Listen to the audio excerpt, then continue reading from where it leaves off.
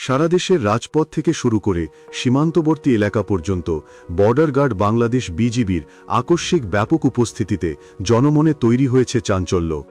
শহরের গুরুত্বপূর্ণ মোড় থেকে শুরু করে প্রত্যন্ত অঞ্চলে তাদের টহল জনমনে প্রশ্ন জাগিয়েছে। হঠাৎ কি এমন ঘটল যে দেশ জুড়ে এই কঠোর নিরাপত্তা ব্যবস্থা? তবে এই তৎপরতার কারণ কোনো রাজনৈতিক অস্থিরতা নয়, বরং আসন্ন শারদীয় দুর্গাপূজা। সনাতন ধর্মাবলম্বীদের বৃহত্তম এই ধর্মীয় উৎসবকে ঘিরে যে কোনো ধরনের অপ্রীতিকর পরিস্থিতি এড়াতে এবং সার্বিক নিরাপত্তা নিশ্চিত করতে এই পদক্ষেপ নেওয়া হয়েছে বলে জানিয়েছে বিজিবি। বাহিনীটির জনসংযোগ কর্মকর্তা মোহাম্মদ শরীফুল ইসলাম জানিয়েছেন, এরই মধ্যে বাহিনীর 430টি প্লাটুন দেশের বিভিন্ন স্থানে মোতায়েন করা হয়েছে।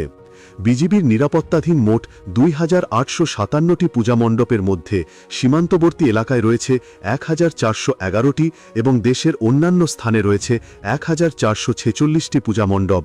শুধু মণ্ডপের নিরাপত্তায় নয়, সীমান্তবর্তী এলাকাগুলিতে অবৈধ চালান ও যে কোনো ধরনের নাশকাত্মক কোনো কার্যকলাপ রুখতে চালানো হচ্ছে বিশেষ টহল।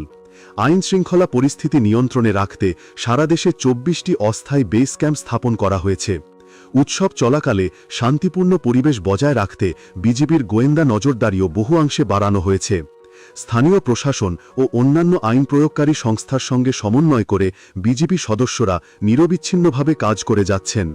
জাতীয় শান্তি, নিরাপত্তা ও সার্বভৌমত্ব রক্ষায় তাদের এই অঙ্গীকারবদ্ধ ভূমিকা পূজার দিনগুলোতে দেশের মানুষকে বাড়তি স্বস্তি দেবে বলে আশা করা হচ্ছে।